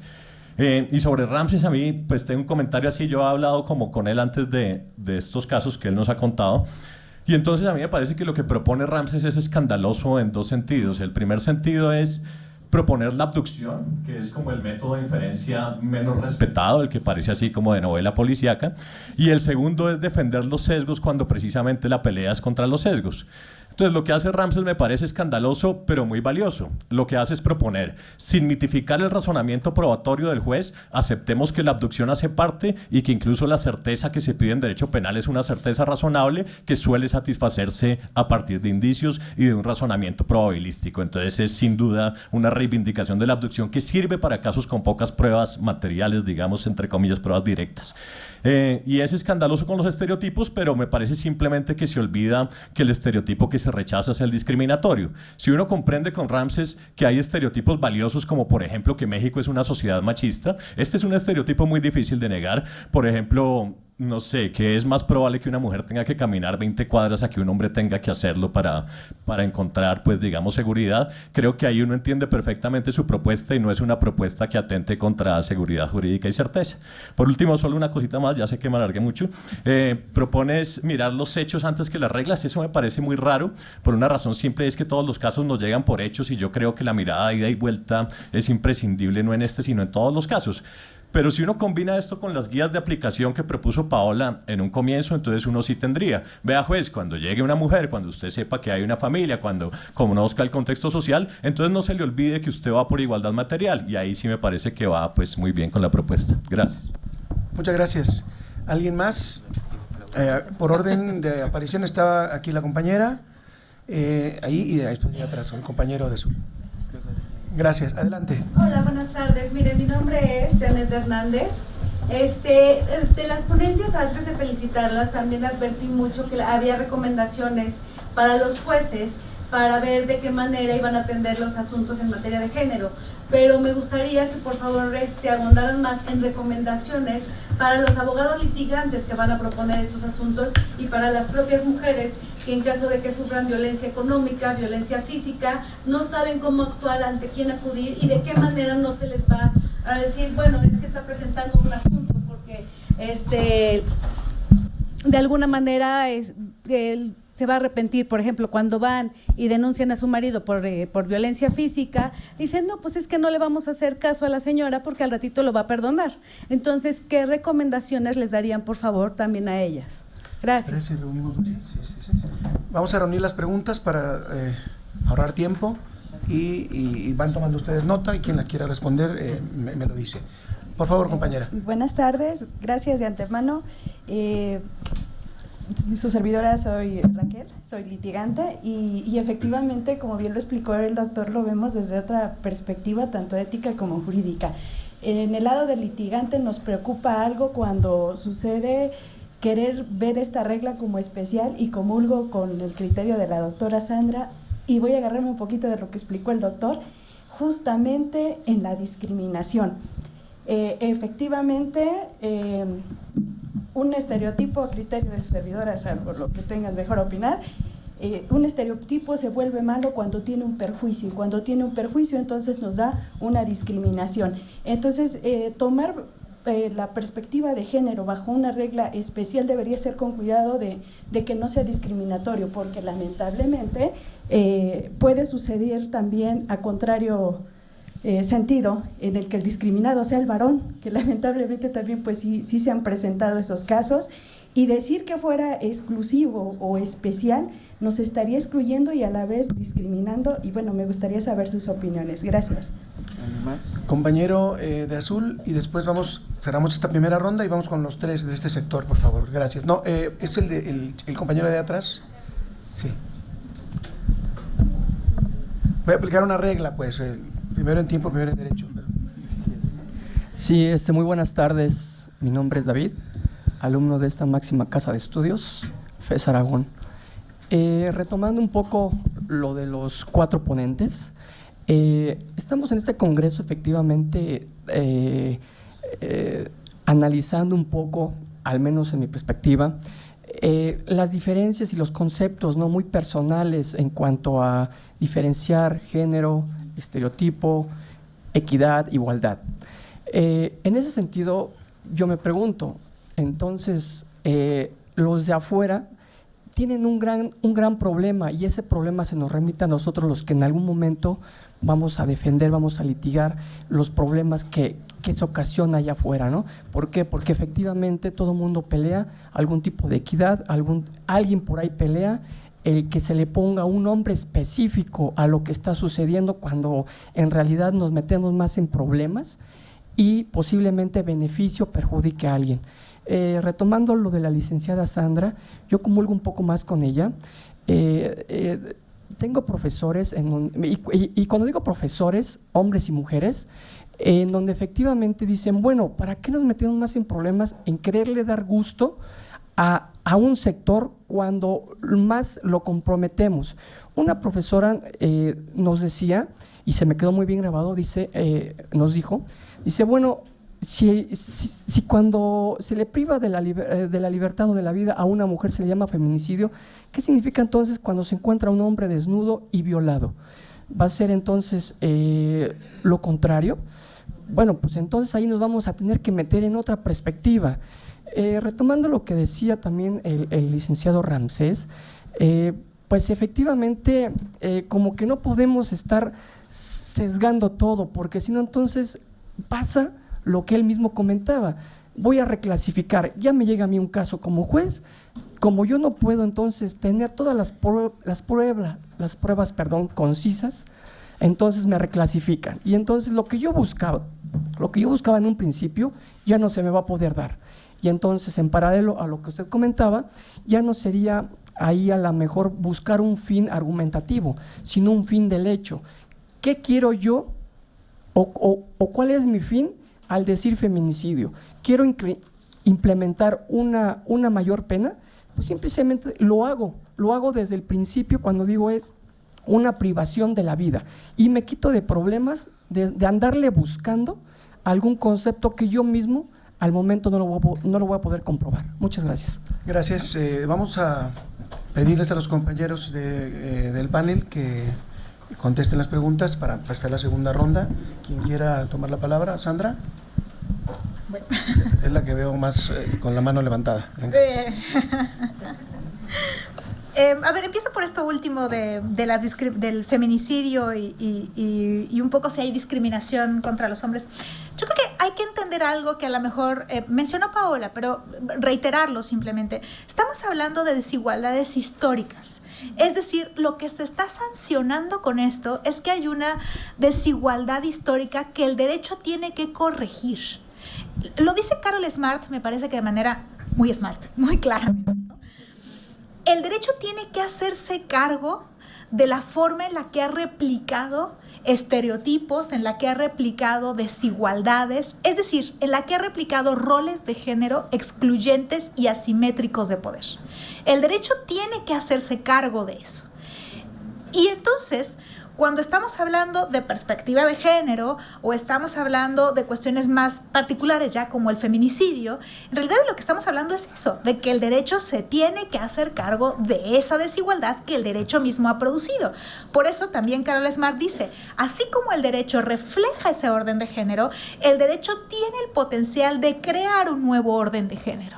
Cuando la Suprema Corte de Justicia en México resuelve el caso del matrimonio entre personas del mismo sexo para Oaxaca y después los subsiguientes, lo que hace es crear un nuevo orden de género.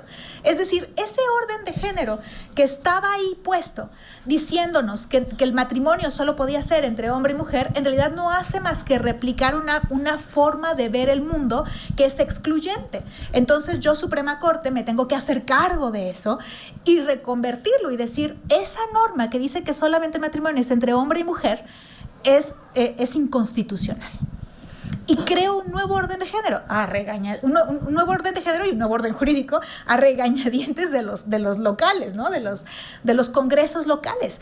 Pero entonces lo que hace el derecho en este caso es tratar de impulsar formas distintas de entendernos y de relacionarlos con el feminicidio. ¿Por qué el homicidio de un hombre que ha sido violado no necesariamente tiene la misma naturaleza que el feminicidio? Porque los hombres no son un grupo en esos términos en situación de subordinación histórica como las mujeres. Eso no significa que los hombres no puedan ser violados, obvio que sí, y que los maten por esas razones, obvio que sí, pero lo que se está sancionando es esa subordinación, esa relación asimétrica de poder histórica que el derecho está tratando de corregir.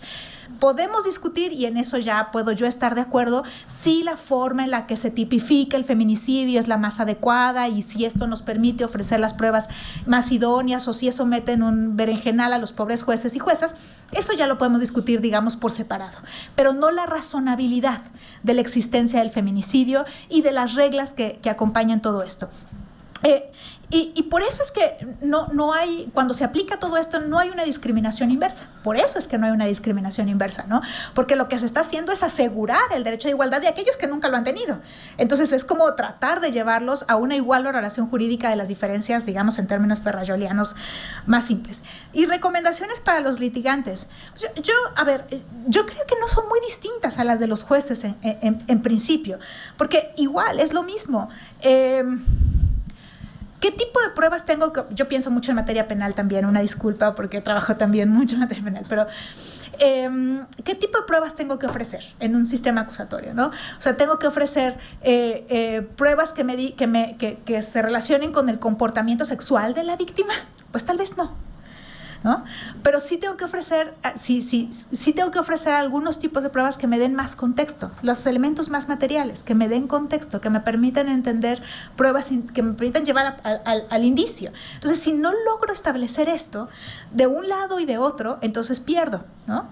Entonces, porque la mayoría de estos son delitos ocultos. Entonces, por eso tenemos que llegar como por otro tipo de elementos que vayan construyendo piececitas de un gran rompecabezas y que al final termine esto en siendo una circunstancia que pruebe algo, ¿no? Pero igual, es lo mismo. Hay que cuidar qué pruebas ofrezco, hay que cuidar dónde pongo los énfasis, hay que cuidar lo mismo que tendrían que hacer los jueces en sus argumentos. Yo creo que no es muy diferente a lo que tendrían que hacer los litigantes. ¿Alguien de ustedes, Ramsés? ¿Paula? Respecto a las recomendaciones hacia los juristas, viendo en el fondo cómo deben defender a sus representados, coincido con Sandra, no son muy distintas a los que debe tener en consideración el juez. El jurista tiene que, como señalé dentro de mi exposición, tener conocimientos respecto a ciertos fenómenos que se relacionan con factores de género. Por ejemplo, el estrés postraumático. Entender que la persona que está siendo víctima de violencia intrafamiliar, lo más probable es que no sea una declaración sencilla y tampoco sea una resolución fácil y de representación del jurista, sino que tiene que analizar ciertos fenómenos, como ya señalé, sociales que se relacionan con la perspectiva de género. Respecto a este tema de violación y homicidio respecto de los hombres, En Chile nosotros hace poco tuvimos un caso de Nivaldo Rojas, si no me equivoco se llama. Era un profesor que fue descuartizado por su mujer y fue arrojado al mar. Pasaron un par de semanas y fue encontrado, y efectivamente hoy en día la cónyuge, pero separada de hecho, está siendo procesada por este homicidio, porque en Chile sí tiene nombre de homicidio. Pero ¿qué pasó dentro de la sociedad chilena? Surgió la crítica desde ciertos sectores masculinos que todas las mujeres feministas estaban contentas por este homicidio hacia Nivaldo. Entonces, hay que entender un hecho. Lo que propone el feminismo, la perspectiva de género, es terminar con estos hechos de violencia y discriminación y diferencia que existe entre ambos géneros. No podemos entender que las mujeres vamos a estar felices porque violen o asesinen a un hombre, porque eso es un falso concepto, y en sí lo único que está realizando es mantener esta diferenciación y esta discriminación entre ambos sexos. Muchas gracias. Ahora sí, compañera, por favor. Después el compañero y después el compañero.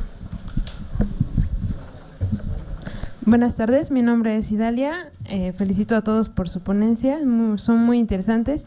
La pregunta es para todos los integrantes. ¿Es importante el lenguaje inclusivo en la argumentación jurídica con perspectiva de género para empezar a marcar el cambio, o solo basta con acciones o ambas? Acciones me refiero a lo que acaban de comentar, como ciertas herramientas, tomar en cuenta estereotipos, contextos, etcétera. Gracias. Compañero, siguiente. Sí. Compañera. Mi pregunta va hacia el caso chileno expuesto de manera inicial. Entiendo que el esposo quería quitarle la patria potestad, pues porque es bisexual la esposa, y lesbiana. ¿Cómo puede ser posible? ¿La qué, perdón? Es lesbiana. Ah, lesbiana. Sí. Ajá, ok. Me queda clarísimo lo de las desigualdades históricas, me queda clarísimo que no es una razón justificable para quitarle la patria potestad de sus hijos. Pero sí me brinca algo, estaba preocupada, creo yo también, por todo el cambio que sus hijos estaban viviendo. La separación de sus padres, y ahora asimilar que tu mamá es homosexual. Creo sí era un impacto hacia los niños, no fue defendido de manera bien, de manera, pues bien, así le dejo la palabra. Me queda claro que no fue defendido, y que la razón del que impulsó al papá a exigir eso, pues sí está mal. Pero mi pregunta es, ¿se pudo atender el caso de manera más integral? Es decir, ¿sabes que estás mal? No puedes quitarle a tu esposa, a tus hijos por el hecho de que sea homosexual. Es un cambio que los niños van a cambiar, pero caray, también ver a los niños, ver qué tanto están asimilando, que de repente no esté tu papá en tu casa, y que de repente, asimilar que tu mamá ya esté con otra mujer, es algo que van a tener que asimilar. Me queda claro que van a tener que respetar a su mamá y seguir amándola, sí, pero es una realidad que el proceso para que lleguen a ese punto, creo yo también se tuvo que haber cuidado, se tuvo que haber vigilado, y sí, sí, la razón de género brincó de manera principal y alarmante, pero desde mi punto de vista, lo principal acá era salvaguardar a la integridad emocional y psicológica de los niños. Y mi pregunta es justo eso, ¿se pudo atender el caso de manera más integral, abordando estos dos puntos que razono de esta manera? Gracias. Compañero, ahí atrás. Tú también ibas a preguntar. Bien, de una vez, sí. Okay. Felicidades también. En relación al feminicidio, quisiera saber si existe ya una obligación por parte de la Corte o de una ley exclusivamente de la Federación para que todos los estados legislen en este sentido. Y la segunda cosa es que en caso de que no lo sea así, es decir, en caso de que no exista una tipificación del feminicidio por los congresos locales, si el juez con puros argumentos podría ayudar, y en base también en la perspectiva de género, a tipificar, de alguna manera tipificarlo, ¿no? Es decir, aumentar ahí con argumentos este aspecto. Y si este feminicidio, estos delitos van a ser por siempre así regulados, o va a llegar un momento en que ya habría que reformar las constituciones para eliminarlo. Compañero, por favor. Voy a ser políticamente incorrecto sobre el riesgo de que mi compañera de mesa... yo soy abogado colombiano y trabajo en una corporación judicial. Y a mí me ha preocupado un poco el tema del Me Too y todo el movimiento, incluso eso en Francia con los académicos tiene una gran crítica y académicas, en el sentido de que uno siente, primero hay un juicio público cuando es un personaje, digamos, hay un juicio público anterior al juicio judicial en el que uno ve que los hombres son condenados, digamos, por la opinión pública. Y luego uno ve que son armas políticas, digamos. Cuando se está aspirando a algún cargo o algo, muchas veces salen temas de género contra esas aspiraciones políticas me parece que se está volviendo una tendencia cada vez más. Entonces, mi pregunta es, y cuando uno va a fallar ese tipo de casos, a decir, uno de los argumentos fuertes en la realidad es, si sacamos ese caso de manera contraria, nos van a moler la opinión pública, digamos, en las altas cortes.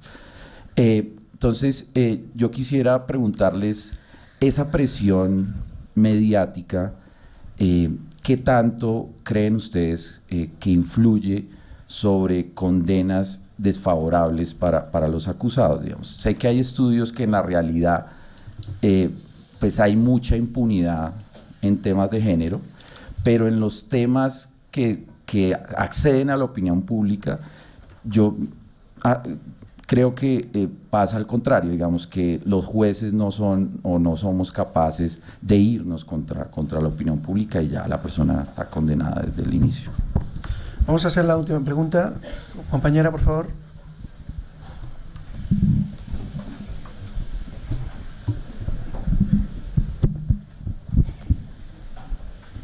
Felicitaciones a la mesa, a todos y todas. Quizás como complemento de lo planteado por Camilo, que me antecedió en el uso de la palabra, para complementar este escenario, yo pongo también una pregunta políticamente incorrecta. ¿Es delgada la línea que separa la argumentación considerando el contexto histórico, social, político de las mujeres? Pero, ¿y qué pasa con el principio, con la presunción de inocencia, que es un principio básico para todos los seres humanos?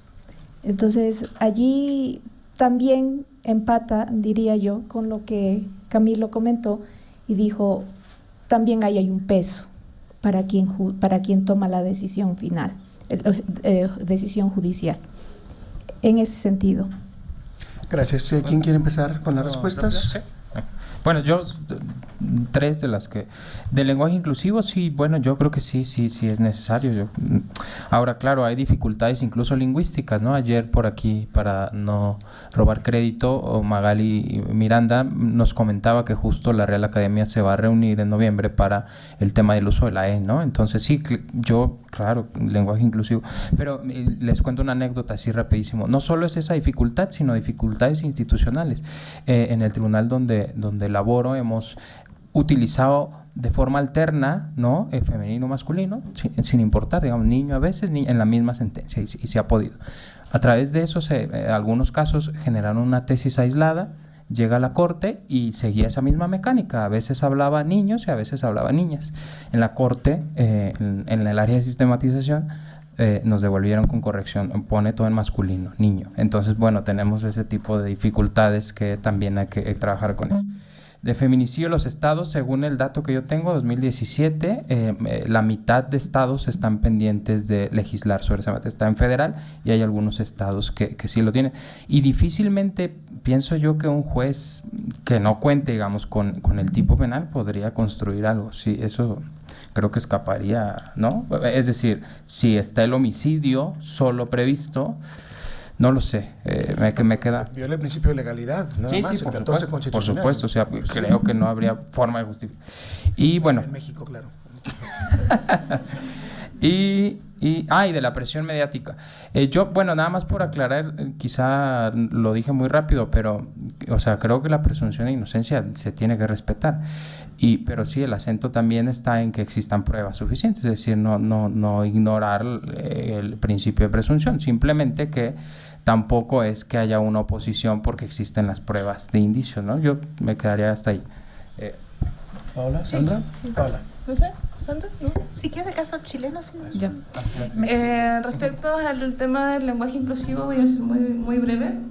El lenguaje sí crea una realidad social y puede ayudar en algunos casos a mantener el machismo, pero creo que debemos no abocarnos al tema de si debe usar o no el lenguaje inclusivo, sino ya empezar a implementar recursos públicos para combatir la discriminación de género.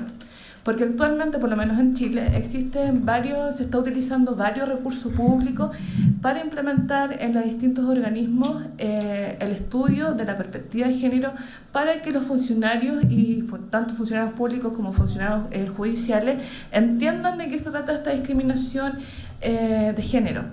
Pero al contrario, Sensu existe, a pesar de que existe esta utilización de excesivos, o sea, no excesivos, pero hartos recursos públicos, existe escaso recurso personal.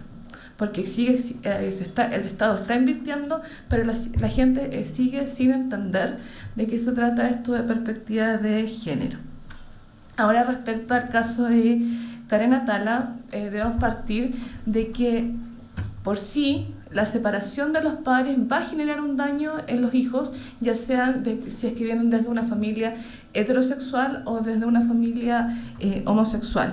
Dentro del proceso de menores sí se ventiló, se realizaban informes a Karen Atala de habilidades parentales y estos informes señalaron que Karen Atala poseía todas sus habilidades para ejercer el cuidado personal y la atención de sus hijos, y también se realizaron pericias a los menores, y por los mismos dichos que ellos, los mismos hijos señalaron, no se observó que ellos se vieran de alguna manera perjudicados por la orientación sexual de la madre, y es por eso que tanto el Tribunal de Menores como la Corte de Apelaciones le entregaban el cuidado personal a ella y no al padre, porque tampoco se pudo derribar así la presunción que establecía el Código Civil, que en caso de que los padres vivan separados, el cuidado personal le correspondía a la madre.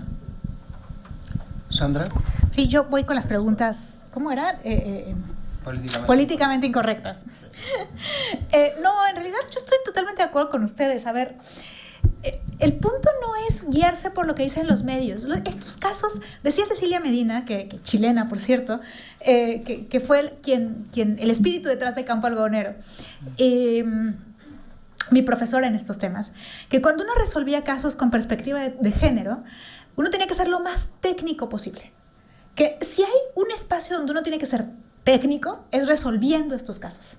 Porque es aquí en estos casos donde más te van a criticar, donde más te van a observar, donde más van a decir que lo hiciste mal. Entonces son los casos que tienen que ser los más técnicos de los técnicos.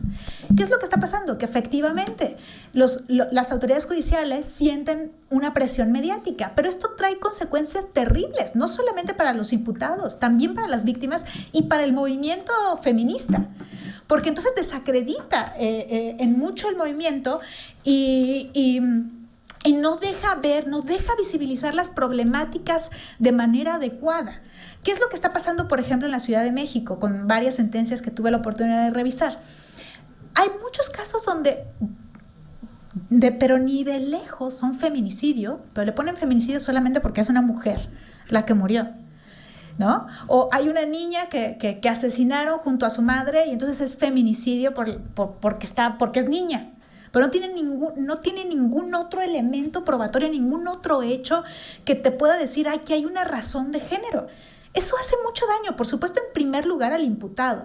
Viola la presunción de inocencia. A lo mejor sí cometió un homicidio, pero en la mayoría de estos casos ni siquiera, ¿no?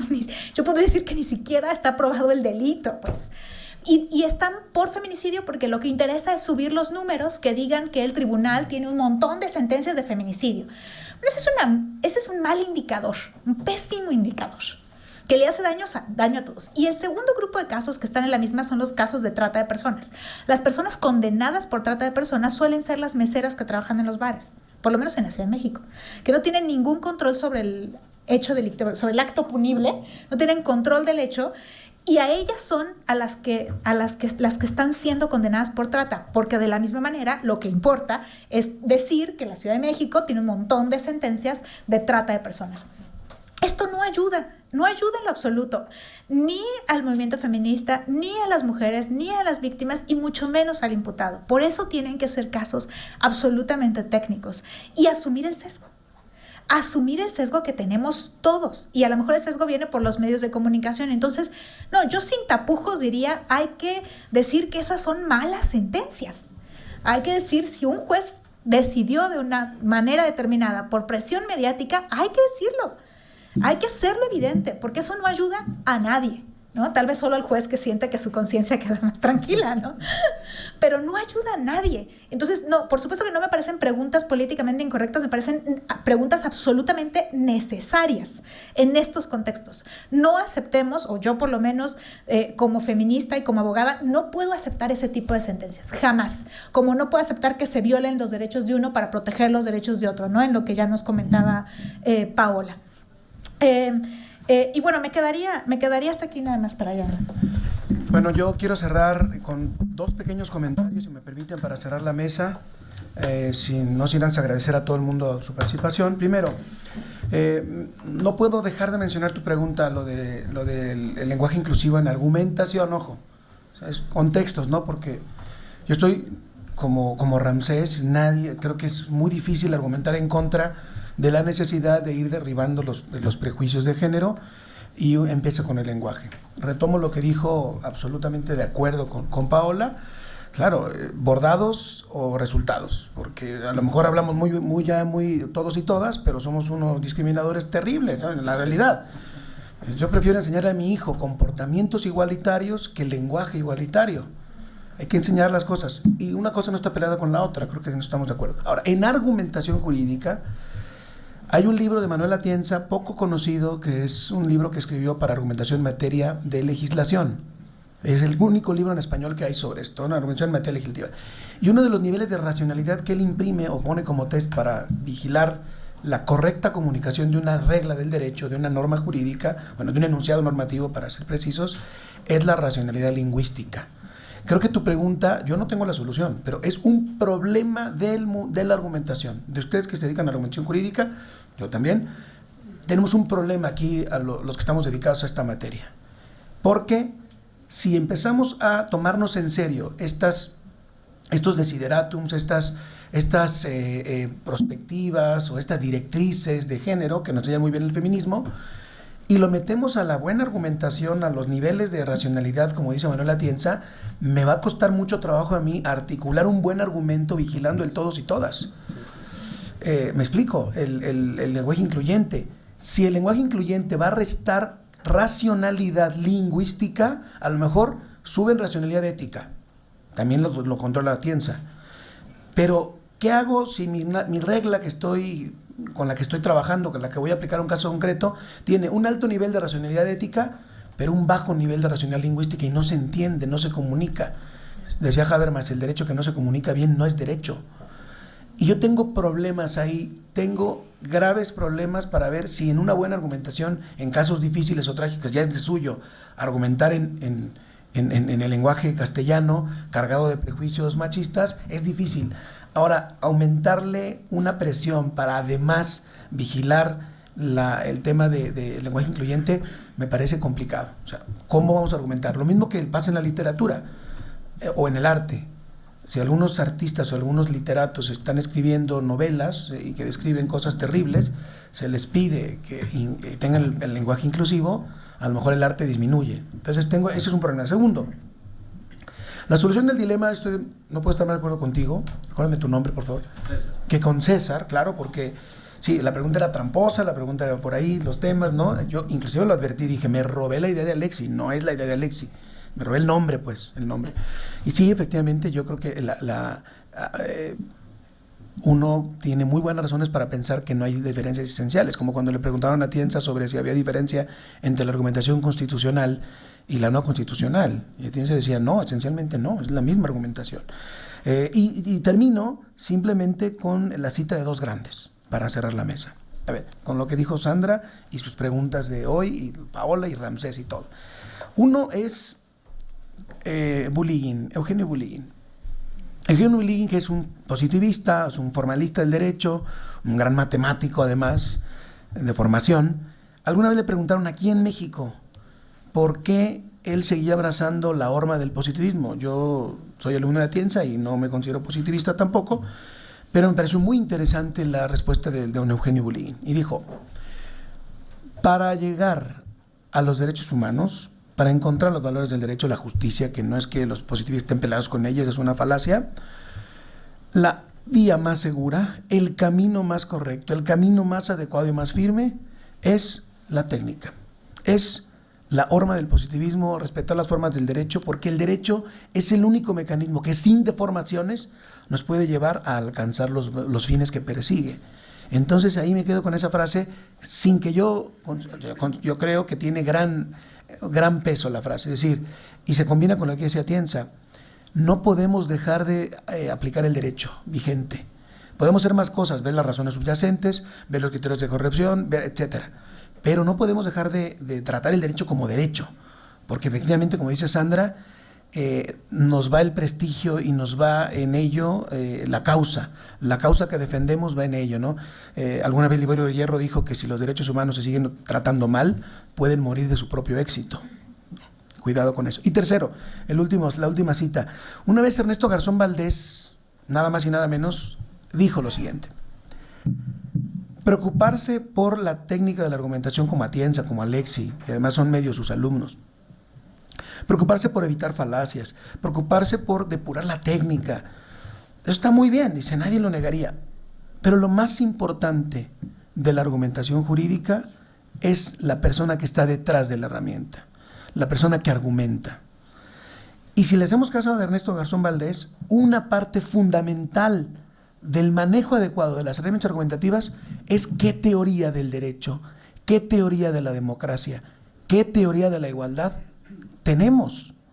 Porque de nada sirve que te vayas a 15 cursos de Alicante, a 400 congresos de argumentación y tú defiendas, y voy a utilizar las palabras argentinas de don Ernesto, defiendas hijoputeses.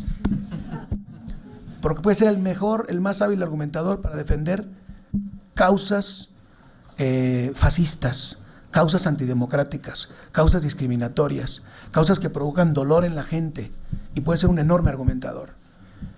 ¿De qué depende entonces acá? ¿Qué concepción de la igualdad tenemos? Y hoy se habló de igualdad. ¿Qué concepción de la igualdad vamos a tratar? Una concepción de igualdad solamente de características, pues estamos perdidos, entonces nunca vamos a trabajar, a avanzar en el género. Pero si la concepción es de igualdad estructural, de igualdad de trato, y eso la filosofía del derecho ofrece muchas herramientas para ello. Por lo tanto, cierro diciendo, efectivamente los problemas de la argumentación jurídica se resuelven utilizando los propios criterios que la argumentación o las diversas teorías o las diversas corrientes exigen, aplicadas bien y con buenas concepciones del derecho, de la democracia y de la igualdad o de la justicia, y eso nos tendrá la mitad del camino resuelto. Lo demás quizás tenga que dejarse a la fortuna. Muchas gracias. Pido un aplauso a los panelistas. Les agradezco mucho a ustedes. Gracias.